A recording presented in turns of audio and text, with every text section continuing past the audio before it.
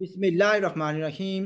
दोस्तों, साथियों, डॉक्टर शबीर चौधरी की तरफ से आप सबको अस्सलाम वालेकुम and good evening from London. जनाब, आज मेरे मेहमान हैं उस्मान कियानी साहब, जो कि यूके पीएनपी के सदर हैं, काफ़ी अर्सा तक सीनियर लीडर हैं। और आज उन्होंने मुझे टाइम दिया। इस वक्त हम रात का वक्त है लंदन में, तो प्रोग्राम कर रहे हैं। तो वो आया। उस्मान कियानी साहब, खुश आमदीद जनाब, वेलकम। थैंक यू डॉक्टर साहब। बहुत शुक्रिया। पहले तो आपसे माजरत के काफ़ी दिनों बाद आपके पास वीडियो लेकर आ रहा हूँ। कुछ हेल्थ इश्यूज थे, कुछ और परेशानियाँ थी, पर इसलिए ऐसे कुछ देरी हो गई है। तो आज हम बात करेंगे जनाब, ख़ास तौर पर पाकिस्तान में क्या हो रहा है। और अगर टाइम मिला तो हो सकता है कि हम जम्मू कश्मीर के जो इंतखाबात हैं उसको भी टच कर लें। तो जनाब कैनी साहब, आपको पता है कि पाकिस्तान में हम तो बचपन से सुनते आ रहे हैं कि पाकिस्तान नाजुक दौर से गुजर रहा है। तो वो नाजुक दौर ख़त्म होता नज़र नहीं आ रहा है। इस वक्त भी पाकिस्तान के हालात का किसी को कोई पता नहीं कि क्या हो रहा है और क्या होने वाला है। आज भी बहुत से लोगों से मेरी बातचीत हुई है। लेकिन जब ये भी होता है, देखें कि जब भी पाकिस्तान को ये मौका मिलता है कि आलमी लेवल पर वो कुछ ऐसा काम करे कि उसका जो है ना, वो वकार जो है वो बदल जाए, बढ़ जाए। उसकी जो अपोजिशन है वो इन्हांस हो जाए, बेहतर हो जाए। उस वक्त पर ऐसा होता है कि कुछ लोग जो लीडर हैं वो यानी उसको गड़बड़ करने के लिए मैदान में आ जाते हैं। है जी, कभी जमहूरियत के नाम पर, कभी इस बात पर, कभी इस बात पर। तो इस वक्त भी आपको पता है कि यानी एस सी ओ का इजलास हो रहा है। ये बहुत बड़ा इवेंट है जो पाकिस्तान को एक एजाज़ मिल रहा था। तो लोग, कुछ लोग इसको तबाह करने के लिए मौजूद आए थे। ये लोग जो हैं, क्या पाकिस्तान को जो मुजाहरे कर रहे हैं या बंद करने की कोशिश कर रहे हैं, जैसे कि 2014 में भी हुआ था, क्या ये पाकिस्तान की खिदमत कर रहे हैं या किसी और मुल्क की खिदमत कर रहे हैं? Floor is yours. बहुत शुक्रिया डॉक्टर साहब, आपने टाइम दिया। तो बात यह है कि जो आपने जो टॉपिक आज रखा है, जो एससीओ की जो कॉरपोरेशन, शंघाई कॉरपोरेशन की जो मीटिंग हो रही है, तो ये देखें कि पाकिस्तान तो नाजुक दौर से तो 75-80 साल से गुजर ही रहा है। लेकिन मैं ये समझ रहा हूँ कि अब जो है तो वो सही रियल जो नाजुक दौर जिसको कहते हैं कि वो अब आया है। शुरू हो चुका, आप ये कह रहे हैं? अब वो शुरू हो चुका है। तो इस सिलसिले में आप ये देखें कि ये जो कॉन्फ्रेंस है, मैं पहले भी हम एक प्रोग्राम में, मैं आपके प्रोग्राम में ही मैंने बात की थी कि जो आने वाला वक्त है वो बड़ी तेजी से बदल रहा है, और उस रीजन पूरे रीजन के लिए, इंक्लूडिंग पाकिस्तान पर पूरे रीजन, और उस रीजन के अंदर रीजनल फोर्सेस को अगर कम्बैट करना है, उस रीजन के अंदर कोई अमन लेके आना है, उस खित्ते को कोई आगे बढ़ाना है, तो तमाम जो रीजनल फोर्सेस हैं उनको मिल बैठ के तो कुछ ना कुछ डिसीजन लेने पड़ेंगे, वरना ये उनके हाथ से ये सारा कुछ निकल जाएगा।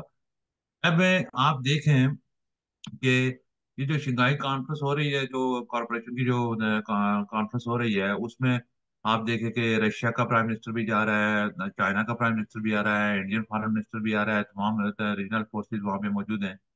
तो जैसे आपने बात की कि कौन से लोग हैं जो उस खित्ते के अमन को ताव बाला करने पे तुले हुए हैं, तो इसमें कोई ढकी छुपी बात नहीं है। देखें, खान साहब को, इमरान खान साहब को जिस तरीके से पाकिस्तान के अंदर लॉन्च किया गया, इस तरीके से उसको वो कंधू पे बैठा के, आरटीएस के सिस्टम को बैठा के उनको प्राइम मिनिस्टर बनाया गया।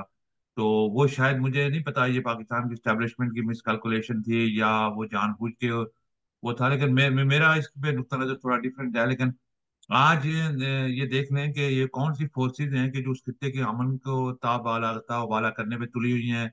और उसमें किसी भी सैन आदमी को, कोई भी समझने वाला आदमी, मैं समझता हूँ कि जो साउथ एशिया के रिलेटेड चीजों पे नजर रखे हुए है, उसको सामने नजर आ रहा है कि देखें, इस कॉन्फ्रेंस के अनाउंस के बाद उन्होंने पहले एक बार इस्लामाबाद पे चढ़ाई करने की कोशिश की। आज फिर उन्होंने अनाउंस कर दिया 15 तारीख को वो फिर इस्लामाबाद के अंदर धरना देने देंगे। तो मुझे तो ये यकीन है कि 15 तारीख को वो कोई धरना शरना उनको नहीं देने दिया जाएगा। लेकिन असल जो मसला है कि वहां पे अमन को बर्बाद करने के लिए, और ये भी देखना जरूरी है। आपने 15 तारीख का जिक्र किया। अगर ना करने चाहिए तो और बात है, लेकिन कहने वालों ने तो कह दिया कि हम 15 को गड़बड़ करेंगे। तो ये किसकी मेरी मसला ये आता है। थोड़ा सा मुझे दोबारा मैं तो लोगों को बता दूं कि 2000 जो 2001 में 2001 में शंघाई कॉन्फ्रेंस का बाकायदा जो है ना उसका आगाज हुआ था। इसमें 10 मेंबरान फुल जो मेंबर हैं, और उसके अलावा बहुत से लोग हैं। पोटेंशियली इसमें बहुत से लोग आ सकते हैं इसमें शिरकत करने के लिए। UN हो उसके नुमाइंदे भी आएंगे। ये एक लिहाज से सबसे बड़ी है, ये आबादी के लिहाज से भी। और इसके जी इसके जी। असर सूख के लिहाज से भी बहुत बड़ी है। तो लेकिन ये जो लोग इस तरीके से कर रहे हैं, ये किसकी खिदमत कर रहे हैं? मसलन जैसे मैं पहले आपको कहा है कि थोड़ा सा मैं बता दूं कि जो मेंबर मुल्क ममालिक हैं उनके Belarus, China, India, Iran, Kazakhstan, Kyrgyzstan, Pakistan, Russia, Tajikistan और उज्बेकिस्तान। अब आबादी देखें चाइना की कितनी है और इंडिया की कितनी है। बाकी ममालिक को देखें तो ये सबसे बड़ा आबादी के लिहाज से ये है ना, ये बनता है प्लेटफॉर्म। और ऑब्जर्वर स्टेटस इनको मिला हुआ है, वो अफगानिस्तान, मंगोलिया, फिर अमेरिका वगैरह, जो अजरबैजान, बहरीन, काफ़ी मुल्क ममालिक हैं। 14 ममालिक हो रहे हैं जिनका हो सकता है आना आना यहाँ पर। तो इतनी जी। बड़ी जो कॉन्फ्रेंस हो रही थी, पाकिस्तान को तो यानी बेसिकली ये इसका बड़ा अच्छा एक मौका मिल गया था। लेकिन ये जो जो तसब्बुताज करने वाले हैं, मुझे बताना यह है, मैं आपसे पूछना ये चाहता हूँ, इनका एजेंडा है क्या? क्या ये पाकिस्तान के दुश्मन हैं, हमदर्द हैं, या खिदमत करना चाहते हैं? What is there? देखें देखिए डॉक्टर साहब, पाकिस्तान के हमदर्द ये कैसे हो सकते हैं? देखिए हमारा मसला थोड़ा डिफरेंट है, लेकिन मैं आपको ये बताऊं कि ये पाकिस्तान के किस किस एंगल से या किस नुक्ता नजर से पाकिस्तान के हमदर्द हो सकते हैं, जो पाकिस्तान के अंदर इतने बड़े इवेंट को सबोताज करने की कोशिश कर रहे हैं। और उससे पहले ये कोई पहली बार उन्होंने नहीं किया। अगर समझने वाला कोई ना समझे, या कोई भी बंदा इसके ऊपर अगर वो कोई जो लोग दिमाग रखते हैं या देखते हैं या सोचते हैं, तो वो अगर ये ना समझे कि देखें 2014 के अंदर भी इन्होंने जब चाइना का प्राइम मिनिस्टर आ रहा था तो इन्होंने करना शुरू कर दिया था। फिर इन्होंने अभी जो है तो रिसेंटली, और उसके अलावा देखें पाकिस्तान के अंदर हो क्या रहा है। एक खाली इस अनाउंसमेंट के अंदर बाद कराची के अंदर चाइनीज के ऊपर हमला होता है, चाइनीज मारे गए। फिर बलूचिस्तान के अंदर क्या हो रहा है, फिर खैबर पख्तूनख्वा के अंदर क्या हो रहा है। और इसी इसी इस तनाजर के अंदर ये ये जो लोग अभी इस्लामाबाद पर चढ़ाई करने की कोशिश कर रहे हैं, या और ये अपनी तरफ से पूरी कोशिश करेंगे। और दूसरी बात यह है कि आप कह रहे हैं कि ये क्यों कर रहे हैं, तो ये इतने सादा नहीं है जितने हम लोग समझ रहे हैं कि ये तो ये जानबूझ के इनको पता है कि हमारी इन हरकतों की वजह से अगर पाकिस्तान को डिस्टेबलाइज करना है, इसको सबताज करना है, इस रीजन के अंदर जो है तो मजीद मामला को खराब करना है, तो इससे खुश कौन होगा? उनको पता है ना कि इस पे हमारी इन हरकतों की वजह से खुश और होने वाले कौन है। खुश होने वाले कौन हैं?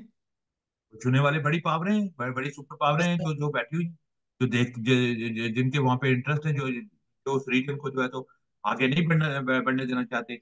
और वो उसकी जो है तो मिडिल ईस्ट के अंदर जो वार स्टार्ट हो रही है, मैंने आपसे पहले भी बात की थी कि ये जाके लिंक करेगी ये सेंट्रल एशिया के साथ। और ये ईरान को ऑलरेडी प्रोवोक किया जा रहा है कि इस वार के अंदर झोंकने के लिए। तो ये तमाम चीजें को कनेक्ट अगर आप करें तो ये इंतहाई सीरियस इश्यूज हैं। और उसके अंदर एक चीज तो सामने नजर आ गई है कि ये जो लोग हैं, ये खान साहब और उनका जो ग्रुप है, तो अब मसला एक और बहुत सीरियस है। आप खान साहब से बात कर रहे हैं, आपका मतलब वहां पर और दूसरा आदमी खान है, आप इमरान खान का जिक्र कर रहे हैं? जी जी, मैं पीटीआई का जिक्र कर रहा हूँ। इमरान खान साहब की जो पार्टी है, जो मतलब ये काम कर रहे हैं। और उसमें एक मसला और देखें बड़ा सीरियस हो गया है। सीरियस हो चुका है ऑलरेडी, जो हमें नजर आ रहा है। हो सकता है कि हमें शायद गलत नजर आ रहा हो, लेकिन जो हो रहा है उसमें प्रॉब्लम क्या हो गई है कि ये पीटीआई बनने के बाद शायद उन्होंने ये समझा कि हम इस जमात को, जिस तरह इससे पहले पाकिस्तान के अंदर पॉलिटिकल पार्टीज को डील किया जाता था कि इसको भी हम डील कर लेंगे अगर इसमें कुछ होनी चाहिए, लेकिन ये ऐसा मॉन्स्टर बन चुका है। और उसकी वजह क्या हो चुकी है? उसकी जो वजह नजर आ रही है कि पाकिस्तान के तमाम पॉलिटिकल सिस्टम के अंदर, पाकिस्तान की स्टैब्लिशमेंट के अंदर, पाकिस्तान की जुडिशरी के अंदर, पाकिस्तान के तमाम इदारों के अंदर इतनी ज्यादा इन्फिल्ट्रेशन हो चुकी है कि अब किसी को समझ नहीं आ रही है कि कौन क्या कर रहा है। देखें कि खान साहब के इन तमाम, आपको पता ही है ना सारी चीजें, ये तो ऑन द रिकॉर्ड है, ये तो कोई ढकी छुपी चीजें नहीं है कि पाकिस्तान को सऊदी अरब से दूर करने में खान साहब ने क्या किरदार अदा किया था, पाकिस्तान ने चाइना को दूर करने के लिए क्या किरदार अदा किया, पाकिस्तान खान साहब ने क्या क्या काम ऐसे नहीं किए कि जिसकी वजह से पाकिस्तान को नुकसान हो। तो आज भी वो तमाम इदारों के अंदर, मेरा कहने का बात दूसरी तरफ चली जाएगी कि इन्फिल्ट्रेशन इतनी ज्यादा हो चुकी है कि तमाम इदारों के अंदर उस खान साहब की सपोर्ट मौजूद है, सपोर्ट बेस मौजूद है, वहां पे लोग उनके लिए काम कर रहे हैं। और वो पूरे जो लोगों के अपने अपने इंटरेस्ट भी होंगे, तो वो इस सिलसिले में जो है ना, तो ये क्या इनको इंतहाई इंटरनेशनल माहिती भी हासिल है? इंटरनेशनल हमायत हासिल है। इंटरनेशनल हमायत हासिल है इनको। मसलन किस तरफ से? देखें ये लोगों को समझ नहीं ना आती, यही तो ये पीटीआई वालों से असल में हमेशा मेरे यही गड़बड़ होती है। वो क्या कहते हैं, देखा जी खान साहब ने अमेरिका को मना कर दिया था जी कि हम आपको एयरबेस नहीं देंगे। खान साहब के खिलाफ अमेरिका ने खान साहब की हुकूमत गिरा दी। अब आप मुझे ये बताएं कि भाई अमेरिका ने खान साहब की हुकूमत गिरा दी, अमेरिका को खान साहब ने एयरबेस मना कर दिए। अमेरिका के अंदर लॉबिंग फर्म आपने बनाई हुई है। अमेरिका के कांग्रेस के अंदर जो है तो आपके लोग जाके वहां पे बातें कर रहे हैं। कि भाई खान साहब का आप सपोर्ट का ऐलान करें। ट्रम्प साहब पहले ही कह रहे हैं जी कि मैं अगर प्रेसिडेंट बन गया तो मैं इमरान खान को सपोर्ट करूंगा कि उसको रिलीज किया जाए और वो किया जाए। तो बात ये है कि ये लोगों को सब पता है, लोग इतने बेवकूफ नहीं है आज के, उनको आज ये 21वीं सदी के अंदर लोग अब समझ चुके हैं सारी चीजें। लेकिन पीटीआई वाले नहीं समझना चाहते, ना वो सुनते हैं तो ना वो समझते हैं, उनके पास एक ही है जी के खान साहब। अच्छा भाई, एक बात और है भाई, आपको शायद पता होगा भाई, जो चाइना के वज़ीर आज़म आ रहे थे तो उनके लिए ये इत्माम किया जा रहा था कि जॉइंट सेशन हो पार्लियामेंट में, सेनेट का और पार्लियामेंट का जॉइंट सेशन हो। और ये एक बड़ा आज़ाद होता है कि किसी मुल्क के लिए भी आज़ाद होता है कि उन्होंने यानी दोनों हाउसेस को खिताब किया है। और इसके बारे में अलर्ट उन्होंने की थी करेंगे, लेकिन फिर पीटीआई वाले चूंकि सुना है कि बड़े पाकिस्तान के हम दर्द हैं, अब उन्होंने कहा जी हम ये आपको अश्योरेंस नहीं दे सकते। पीटीआई वालों ने कहा अश्योरेंस नहीं दे सकते कि वहां पर हम अला गुला नहीं करेंगे। तो या सारे पार्लियामेंट में उनके बंदे हैं, सेनेट में भी और इलेक्टेड चैम्बर में भी। तो उनका ये था कि वह गड़बड़ हो सकती है। तो फिर क्योंकि ये 100% अश्योरेंस नहीं दे सके, एज ए रिजल्ट वो जो स्लॉट था वो अब चाइना वालों ने किसी और को दे दिया, या कोई बातचीत हो रही है। तो we are not, Pakistan is not sure now कि चाइना वाले उसको अब दोबारा अश्योरेंस मिल भी जाए उसको अब हेल्प करेंगे नहीं। तो ये किसका नुकसान हो रहा है, किसकी क्रेडिबिलिटी खराब हो रही है? अरे ये क्रेडिबिलिटी रियासत की खराब हो रही है, मुल्क की खराब हो रही है, और करने वाले जो हैं तो वो सामने कर रहे हैं, वो तो डंके की चोट पे कर रहे हैं, और उनको कोई मतलब यह है कि उसके बावजूद उनको तमाम फैसिलिटेट किया जा रहा है मुल्क के अंदर। तो मुझे तो समझ नहीं आ रही है कि ये मुल्क किस तरफ जा रहा है। अगर देखें इसके साथ साथ जो ये जो इन्होंने किया है, मैं ये समझ रहा था कि उस रीजन के अंदर उसके अंदर ये जो पीटीएम थी, पश्तून तहफ़्फ़ुज़ मूवमेंट, ये एक ब्रिज का किरदार अदा कर सकती थी पाकिस्तान और अफगानिस्तान के अंदर पीस के लिए। क्योंकि आपको पता है डॉक्टर साहब, किसी भी रीजन के अंदर, किसी भी मुल्क के अंदर, किसी भी जगह पे, अब यूरोप की मिसाल ले लें, यूरोप के अंदर कितनी बड़ी वार है, जंगें लड़ी, बरतानिया फ्रांस ने 100 100 साल जंगें लड़ी, पूरे यूरोप के अंदर क्या क्या तबाही हुई। लेकिन फिर आखिर ये लोग एक स्टेज पे आए, एक नतीजे पे आए कि हमें अमन कायम करना है, सबसे पहले अमन, और उसके बाद मुल्क भी तरक्की करते हैं, कौमें भी तरक्की करते हैं, लोगों की जो जिंदगी है वो भी बेहतर होती है, लोगों को मेडिकल की सहूलतें भी मिलती हैं, इंफ्रास्ट्रक्चर मुल्कों के बनते हैं, मुल्कों की इकॉनमी बेहतर होती हैं। तो पश्तून तहफ़्फ़ुज़ मूवमेंट जो है, तो वो एक पीसफुल स्ट्रगल कर रही थी, लोगों के हकूक के तहफ़्फ़ुज़ की बात कर रही थी, तो उसके ऊपर पाबंदी लगा दी। अब इस तरह की जो वहाँ पे हरकतें हो रही हैं या इस तरह के जो काम किए जा रहे हैं, ये मुझे लग रहा है कि उस मुल्क को मजीद डिस्टेबलाइज करके, और उस मुल्क के लिए इंतहाई मुश्किल वक्त जो है तो वो आ रहा है। और उसका जो मेन करेक्टर होगा वो इमरान खान साहब भी मुझे लगता है कि होंगे, जो भी रब खैर करे कि क्या होगा क्या नहीं। लेकिन आपको पता है कि चंद दिन पहले मैं पार्लियामेंट में गया हुआ था, जो कॉन्फ्रेंस थी जी जी ह्यूमन राइट्स के इशू पर, और उसमें मेहरान बलोच भी थे, और इसके अलावा बलूचिस्तान के कुछ दूसरे रहनुमा थे, और पख्तून थे, सिंध के लोग थे। और उनकी देखिए ना, हमारे यहाँ होता है कि ना कोई रिसर्च करता, ना पढ़ता किताब, तोबा की हुई है नहीं पढ़ना, ना किसी की बात सुननी है। वहाँ पर लोगों से जो मुतासरीन है उनसे सुने कि वहाँ पर क्या हो रहा है, ठीक है। लेकिन अच्छा, फिर जो है ना, आपको पता है कि भाई एक बड़े टीवी चैनल के एक बड़े साफ़ी, बड़े मशहूर साफ़ी, आप उसको जानते हैं शायद। जब मैं गया था ट्रफालगर स्क्वायर में था, तो आपकी उससे बात भी हो रही थी, नाम लेने की, ना आपको ज़रूरत है ना मुझे ज़रूरत है। तो जी वो जी कह रहा था, मुझे कहने लगा, डॉक्टर साहब भाई इमरान खान को एक क्रेडिट दें कि इसने जो है ना स्टैब्लिशमेंट को एक्सपोज कर दिया और वगैरह वगैरह। मैंने कहा भी हम लोग भी कर रहे थे अपने अपने अंदाज में। तो मैंने कहा भी जो कुछ उसने किया है, क्या इससे पाकिस्तान को, यानी रियासत को या पाकिस्तान को फ़ायदा पहुंचा? अब जो उसने बात कही तो वो मैं यहाँ दोहरा नहीं सकता, बल्कि वो अल्फाज में क्या भी नहीं सकता। उसने कहा कि पाकिस्तान का इसने ये बहुत बड़ी बात कह दी। यानी दूसरा जी जी उसने सिंपल बात में ये कह सकते, उसने कहा कि सत्या नहीं सवा सास सत्यानाश कर रख दिया उसने पाकिस्तान का। यानी पाकिस्तान को इसने इतना नुकसान पहुंचा दिया है कि कोई दुश्मन भी नहीं पहुंचा नहीं सकता। ये एक पाकिस्तान के बड़े चैनल के बड़े साफी ने ये बात कही है। तो नहीं, फिर ये तो दुरुस्त बात है ना डॉक्टर साहब। देखें, आप ही ये तो कहते हैं, पाकिस्तान के जो समझने वाले लोग हैं या देखने वाले लोग हैं, उन सबको पता चल चुका है कि जो डैमेज इमरान खान कर चुका है इस मुल्क का, अब इसको रिवर्स करना या इसको फिक्स करना उनके लिए बहुत बड़ी मुश्किलात बन चुकी है। और देखें ना, उसी उसी उसी वजह से आज आप मुझे ये बताएं कि एक एटमी पावर कंट्री है, उसके जो भी मिसाइल हैं, वो एक इवेंट करवाने के लिए उन्होंने आज से अनाउंस कर दिया कि कल से या परसों से, मुझे याद नहीं कि 12 तारीख या 13 तारीख से दफा 144 रावलपिंडी इस्लामाबाद के तमाम मेन बिजनेसेस बंद, और तमाम मतलब यह कि वहाँ पे आर्मी और डिफेंस सिक्योरिटी, इतना सारा कुछ करने के लिए वो क्यों कर रहे हैं? वो तो सिर्फ इसी पीटीआई के खौफ की वजह से कि ये कोई ऐसा मसला ना खड़ा कर दें, ऐसा कोई प्रॉब्लम ना पैदा कर दें कि हमारा इवेंट खराब हो जाए हमारा। वो तो एक रियासत को, एक पार्टी को हैंडल करने के लिए पूरी फुल फोर्स को यूज करना पड़ रहा है जगह जगह पे। तो डैमेज डैमेज तो has been done. Question remain to be seen कि अब इसका फ्यूचर क्या है, अब ये करना क्या चाहते हैं खान साहब के साथ। अब खान साहब का प्रॉब्लम ये है कि वो देखे, वो तो किसी पॉलिटिशियन के साथ तो बैठने के लिए तैयार नहीं है। उनको उनकी सोच को उनको चेंज करना पड़ेगा। अगर खान साहब को पॉलिटिक्स करनी है, या किसी भी मुल्क में कोई भी बंदा हो, तो अगर उसको कोई पीसफुल पॉलिटिक्स करनी है, कोई डेमोक्रेटिक डेमोक्रेटिक प्रोसेस के अंदर आना है, तो फिर बंदे को अपनी अपनी दिमाग, अपनी जहन, अपनी सोच और अपनी पॉलिसीज को चेंज करके फील्ड के अंदर आके अब बात करें। लेकिन उनको उनका तो कोई इरादा नहीं है। वो तो सिर्फ है, वो हिटलर की टाइप की पॉलिसीज के ऊपर है, अमल पैरा है कि मैं हूं तो मैं हूं, बाकी तो कोई है ही नहीं। और स्टैब्लिशमेंट मेरी सपोर्ट करे, मुझे वापस इक्तदार में लेके आए, फिर मैं इन सब लोगों को जेलों में डालूं, मैं अपनी मर्जी का आईएसआई चीफ लगाऊं, अपनी मर्जी का आर्मी चीफ लगाऊं, अपनी मर्जी का जज लगाऊं, अपनी मर्जी का चीफ जस्टिस लगाऊं। वो तो सारा कुछ अपनी मर्जी का करना चाहता है। उसके पास तो वो तो किसी ऑप्शन पे बात करने के लिए तैयार ही नहीं है। तो तो अब ऐसे आदमी एक के बात साथ। है कैनी साहब, एक बात है कि इमरान खान ने तो ज़ाहिर है भाई हर आदमी को धोखा दिया, हर आदमी के उसको स्टैबिंग किया, उसको स्टैब भी छाती में करें तो कोई बात नहीं है, फिर कमर में बात करते हैं। लेकिन नज़र ही मुझे ये आ रहा है कि इनको भी हाथ दिखाया जाएगा गंडापुर। आपका क्या ख्याल है? नहीं, गांडापुर को तो जिस तरह से अभी मैंने डील किया, वो तो मुझे लग रहा है कि वो ऑलरेडी दिखा चुका है जो आज मुझे का लग रहा है। तो तो ये भी देखे जाएंगे कि मेरे साथ कैसे हाथ हुआ, और ये हाथ बाद में देखेंगे हुआ क्या। इसको इमरान खान के पास अभी जो है ना ज्यादा कोई ऑप्शन नहीं रह गए। अब जो है ना गेम उसके हाथ से निकलती जा रही है, या जी जी जी। निकल चुकी है। तो आप इस पे एग्री करते हैं इससे? नहीं नहीं, ये बिल्कुल एग्री करता हूँ कि गेम उसके हाथ से निकलती जा रही है। लोगों को मैनेज किया जा रहा है और लोगों को समझाया जा रहा है कि क्या हो क्या रहा है और होना क्या है। लेकिन इसमें एक ही पाकिस्तान के स्टैब्लिशमेंट को, जो अगर पाकिस्तान को कोई हमदर्द है, वो अपने मुल्क के साथ कुछ करना चाहते हैं।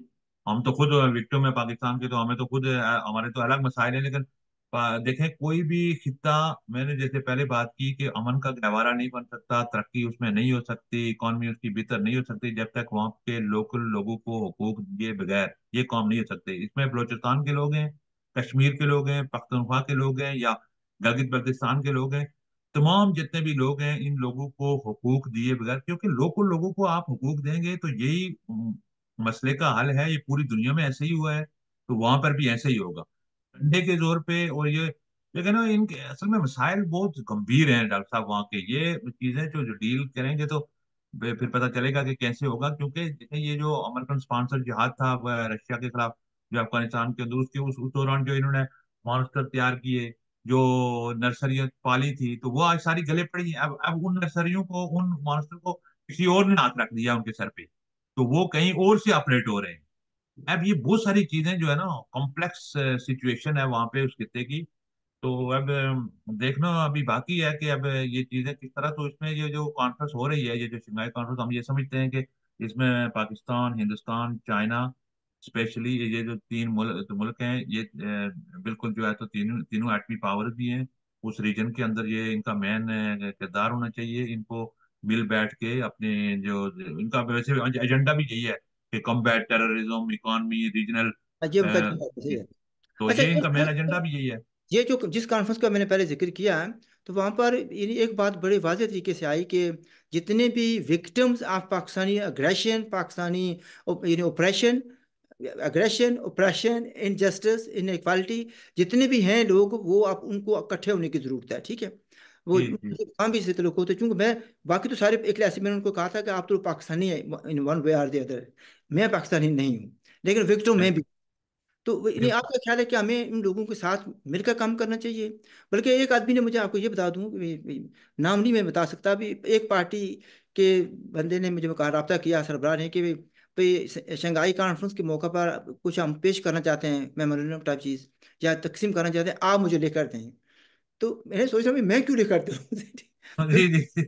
जो मैं लिखूंगा, पहली बात है, हम्म। जो कॉन्फ्रेंस में जो मैंने स्पीच किया और मैंने उसको अपलोड किया, वो भी कुछ लोगों को नागवार गुजरी है। ये सच नहीं सुनना चाहते लोग। तो हाँ, आप क्या सच कर? कोई नहीं सुनना चाहता। जी।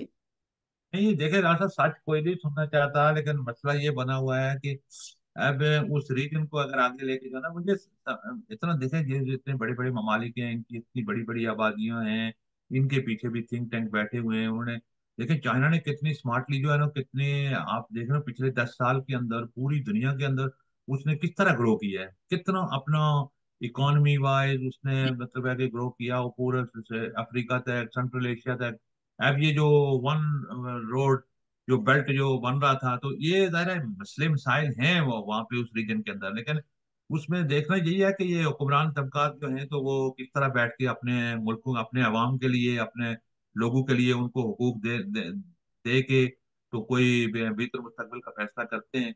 वरना जो आसार हैं या जो तलवार लटक रही है उस रीजन के ऊपर, तो वो तो लटक रही है और वो किसी भी वक्त ब्लास्ट कर सकती है, और उसमें फिर सारे रगड़े जाएंगे, उसमें बचेगा कोई नहीं। मेरा सवाल ये था कि क्या ये जो जो अप्रेस्ड नेशंस ऑफ पाकिस्तान है, क्या सो कॉल्ड आज़ाद कश्मीर और गिलगित बल्तिस्तान के लोगों को मिलकर एक साथ उनके साथ यकजाती करनी चाहिए? ये बिल्कुल करनी चाहिए डॉक्टर साहब, हमें देखें, ये दुनिया के अंदर ऐसे ही होता है, और अप्रस जितनी भी नेशंस हैं, हमें बलोचों के साथ, हमें गिलगित बल्तिस्तान के लोगों के साथ, आजाद कश्मीर के लोगों के साथ, और जहाँ जहाँ भी अप्रस नेशंस हैं, जहाँ अपने अप्रस लोग हैं, उन सब के साथ मिलके हमें कोशिश करनी चाहिए। देखिए हम भी उस रीजन का हिस्सा है ना, हमारा देखिए हमारी पार्टी का तो आपको पता ही है, हम दोनों एक ही पार्टी से बिलोंग करते हैं, और हम लोग हमेशा ये कहते रहे हैं कि इस रीजन के अंदर जो मसला है कश्मीर है, उसका पीसफुल हल, उसका पुरअमन हल जो है, वो बहुत ही इंपॉर्टेंट है, बहुत ही जरूरी है, और उसमें लोगों को हक खुद इख्तियारी दिए बगैर, हक की आज़ादी दिए बगैर, लोगों के बुनियादी हुकूक दिए बगैर, तो आप इस मसले को हल नहीं कर सकते। तो यही तो मैं कह रहा हूँ कि ये तमाम लोगों के हकूक, जो मैं पहले भी मैंने बात की कि तो लोगों को हकूक दिए बगैर ये मसले हल हो नहीं सकते, और ये कभी भी फिर वो रीजन या कोई मुल्क या कोई वो इन मसाइल के हल किए बगैर आगे तरक्की नहीं कर सकता। तो मैं समझता हूँ कि हमें तमाम लोगों को मिलकर जो है ना इस पे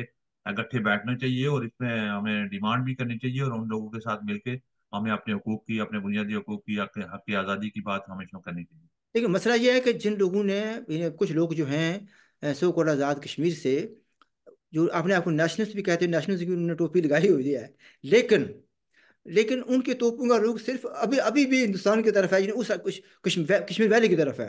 उनको ये गर्ज नहीं है कि यहाँ पर हमारे साथ कितनी नाइंसाफी हो रही है, और हमें हमारी स्ट्रगल जो है that is on the this side of the LOC होनी चाहिए। हम वहां पर जाकर उनको आज़ाद नहीं करा सकते, लेकिन उनकी सुई अटकी हुई है 90 की दहाई में। नहीं, वो उनका उनका तो आप कुछ इलाज भी नहीं कर सकते, क्योंकि उनके दिमागों में जो चीज भरी गई थी वो बिल्कुल डिफरेंट एक एंगल था, उस वक्त के हालात बिल्कुल डिफरेंट थे। उस वक्त जो अफगानिस्तान के अंदर जो रशिया के खिलाफ जहाद हो रहा था, उस दौरान पाकिस्तान को ये एडवांटेज था कि जो बड़ी सुपर पावर थी तो वो पाकिस्तान के बैक पे ऊपर खड़ी थी, डॉलर खुले आ रहे थे, तो पाकिस्तान को कोई पूछने वाला भी नहीं था, कोई कहने वाला भी नहीं था। तो उन्होंने कहा चलो जी, हमें मौका मिला हुआ है, सुपर पावर हमारे पीछे मौजूद है, पैसे भी हमारे पास हैं, तो चलो इधर से इन्फिल्ट्रेशन शुरू कर देते हैं कश्मीर के अंदर, ताकि इंडिया को टेबल पे लाया जाए, या कैसे उसको अंडर प्रेशर करके तो हम श्रीनगर के मुसलमानों को अपने साथ मिला लें।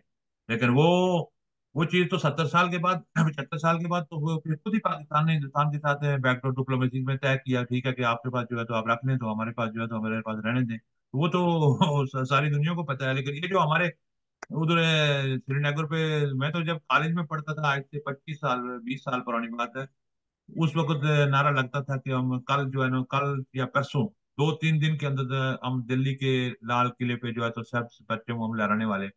वो मैं 25 20 25 साल के बाद एक दोस्त मुझे मिला ना वो कॉलेज का, तो मैंने उससे पूछा, यार आपको याद है, वो इधर विजिट पे आया हुआ था, तो मैंने कहा आपको याद है उधर नारे लगते थे कि लाल किले पे जो है तो सब बच्चों लहराने वाले हैं, ये वो 25 साल पुरानी बात थी, तो वो क्या हुआ उसका? तो कहता नहीं, छोड़े जी उनको, छोड़े, वो कश्मीरी हम कश्मीरी है ही नहीं। उसका जवाब मुझे क्या था, यार हम कश्मीरी है ही नहीं, वो कश्मीर सिर्फ उस वैली श्रीनगर वालों को कहते हैं, तो उस कश्मीर का चैप्टर ही क्लोज कर दे, बस वो कहानी खत्म हो गई। मतलब उसको भी ये बात पता चल गई। अब भी कुछ लोग अगर ये कहते हैं कि श्रीनगर को आजाद करवाना, तो करवाने दो, कौन शौक पूरा कर ले, उन्होंने पहले पूरा कर लिया हो, ऐसे थोड़ी होता है। लेकिन एक बात ये नहीं कि पाकिस्तान की इस्टेब्लिशमेंट को एक जो है ना क्रेडिट देना पड़ेगा कि उन्होंने ये बहुत से अपने मोरे फुट सोल्जर जिनको कहा जा सकता है तैयार किए हुए हैं। यानी एक पर जरा सा कोई मसला क्वेश्चन मार्क आता है तो दूसरा तैयार करते हैं, तरह तीसरी, यानी लाइन लगी हुई है। ठीक है। और लोगों को यानी बड़ा फख्र होता है कि हम आईएसआई के लिए या मिल के साथ मिलकर काम कर रहे हैं। ठीक है। यानी हम बार बार इनको समझाने की करते हैं कि your struggle is your struggle. That mean हमारी स्ट्रगल ये है कि we don't have to show our loyalty to neighbours. हमें पाकिस्तान का या हिंदुस्तान का वफादार होने का या ऐलान करने की जरूरत नहीं है। We must be loyal to Jammu Kashmir, state of बिल्कुल, जम्मू कश्मीर। स्टेट ऑफ जम्मू भी कश्मीर। क्राइटेरिया। जी जी, बिल्कुल दुरुस्त बात कर रहे हैं आप डॉक्टर साहब।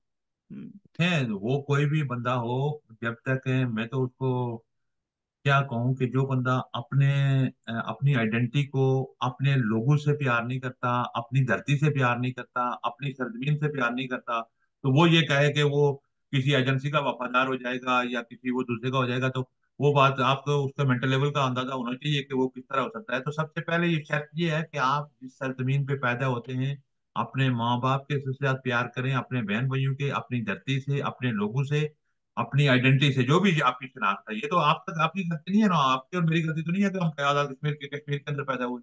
हम तो कहीं भी पैदा हो सकते थे ना। तो हम जिस सरजमीन पे पैदा हुए, हम उससे प्यार करेंगे, मोहब्बत करेंगे। तो हमें किसी के वफादार होने की या किसी के सर्टिफिकेट कोई हमें दे या कोई करे, उसकी तो हमें जरूरत नहीं है। तो हम ये समझते हैं कि ये जो लोग हैं ये हमारे लेवल में, आपको बताऊं डॉक्टर साहब, एक बार एक मीटिंग में कुछ लोग दोस्त बैठे हुए थे, वहाँ हमारे पाकिस्तान के काफी सीनियर लोग बैठे हुए थे। तो वो कहने लगे यार कि आपके जो ये आजाद कश्मीर के मोस्टली लोग हैं, इनका हमें एक बात नहीं समझ आती। मैंने कहा क्या नहीं समझ में आती? कहते हैं कि यार इनको थोड़ा सा ही कोई ठापना दे देना पीछे तो ये बिल्कुल हवा में हो जाते हैं। तो मैंने कहा ये किसकी बात कर रहे हैं भाई, मैं भी तो आजाद कश्मीर कहता हूँ। ये आपकी तो नहीं करो, इसलिए कह रहा हूँ कि आप तो चंद लोग हैं कि जो कम अज कम इस तरह से हमारे से बात तो करते हैं यार, अपने हकूक की बात करते हैं। आप लोगों को तो वो है, लेकिन मैं मोस्टली लोगों की बात कर रहा हूँ। तो मैंने कहा फिर आप मुस्लिम लीग नून की, जमात इस्लामी की या किसी और की बात कर रहे होंगे, तो ऐसी बात नहीं है। कश्मीर के अंदर भी लोग हैं जो बाजरूत लोग हैं कश्मीर के, वो हमेशा जो है तो अपने हकूक की बात करते रहे। फिर आपने देखा कि ये जो आम लोग थे, वो तो मतलब है कि लीडरों की या इस तरह की बात कर रहा था, लेकिन आम लोगों ने ये आजाद कश्मीर के अंदर जो बुनियादी हकूक के लिए उठे, तो वो जो इस्लाम जफराबाद असेंबली के लोग थे, तो वो तो सारे छुप गए, कोई नजर ही नहीं आया। तो अंजुमन ताजरान, मतलब ताजरान ने उसको लीड किया। तो आपके सामने यार रिजल्ट। तो हमारे लोग जो है तो वो ऐसी बात नहीं है, वो बड़े बोल्ड और बड़े हाँ, सोच रखने वाले भी हैं, ऐसी बात नहीं है। तो जी ठीक है जी। जनाब, कियानी साहब, आपने बड़े अच्छे तरीके से वजात किया मामला की। इन्हें टुवर्ड्स द एंड अगर आप कोई खास पैगाम देना चाहें ओप्रेस नेशंस ऑफ पाकिस्तान या जम्मू कश्मीर के लोगों को, फ्लोर इज योर्स। और इस पर हम क्लोज करना चाहेंगे क्योंकि टाइम खत्म हो रहा है। देखिए, जम्मू कश्मीर के लोगों को मेरा एक ही पैगाम है कि हमें जो पाकिस्तान की ऑपरेशन नेशन है उनके साथ मिलके अपने बुनियादी हकूक की, अपने हक की आज़ादी की और अपने राइट्स की जो है तो वो डिमांड करनी चाहिए। और उसमें हमें कोई शर्म, कोई खौफ और कोई ऐसी मसलत का शिकार नहीं होना चाहिए। पूरी दुनिया के अंदर लोग अपने हकूक की बात करते हैं। और जिस तरह अगर पाकिस्तान के जो सूबे हैं, उनको आप देखें कि उनको अगर हकूक नहीं मिलते तो वो डंडा लेके इस्लामाबाद में पहुंच जाते हैं अपने हकूक लेने के लिए। तो हमें अपने हकूक की, अपनी आज़ादी की बात डंके की चोट पे करनी चाहिए। और यही रास्ता है। और मैं उम्मीद करता हूँ कि वहाँ के हुक्मरान जो तबकात हैं वो लोगों को बुनियादी हकूक और उनकी हक की आज़ादी देंगे, और उस खत्ते में भी लोग अमन का, सुकून का, सांस का चैन ले सकें।